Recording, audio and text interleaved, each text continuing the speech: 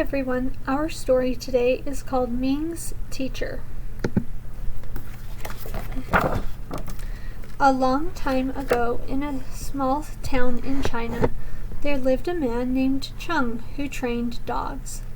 Cheng was a remarkable teacher and could teach dogs how to do amazing tricks. One day, Cheng went to the town square with one of his gifted dogs. People gathered to see what the dog would do, including a young boy named Ming, who was fascinated by Cheng's skill. Cheng held the dog's gaze for a few seconds. Then he nodded and began to hum a tune and clap his hands. The dog sprang up on her hind legs and danced in perfect time with the beat.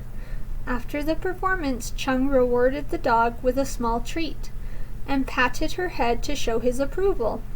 Everyone applauded to show their appreciation and excitement, especially Ming.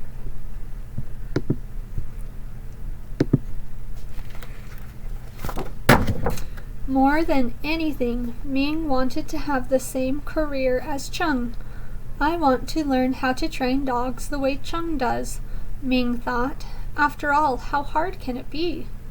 Ming was eager to get started, so he found a stray dog that had been wandering around town. He took the dog home and named him Li. Ming tried to act just the way Cheng had. He held the dog's gaze and then nodded.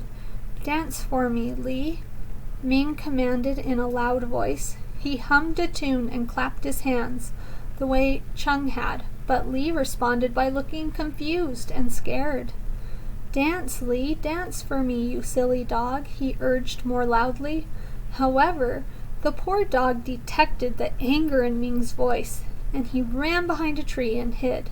Ming tried again and again, but he was not successful. No matter what he said or did, the dog would not obey him.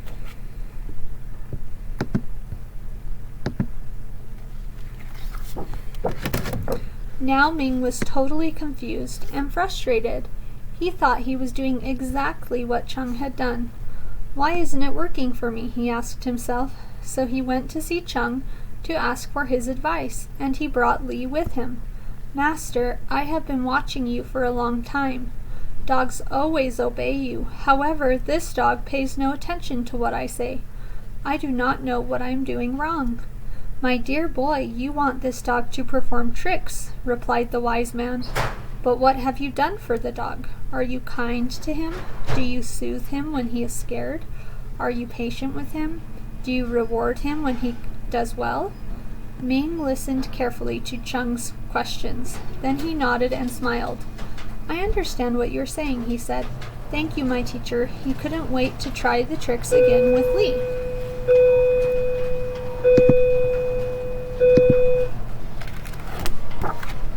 Ming returned home with Li. From that day on, he was always kind to his dog.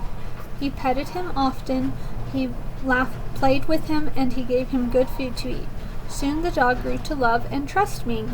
A few weeks later, Ming took Li to the town square.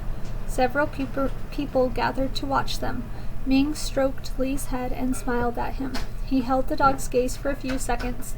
Then in a kind voice, he gave Li commands to shake hands and roll over. Li happily did as he was told, and Ming rewarded him with a treat and patted his head again. The gathering crowd applauded, including Cheng, who smiled at Ming. "You have learned an important lesson, my son," said Cheng. You must give first before you can receive. It is this way with all living creatures." Okay, friends, so that was a really fun story about how Ming was able to learn that being kind to his dog will help his dog become better trained and able to do tricks. Bye, everyone.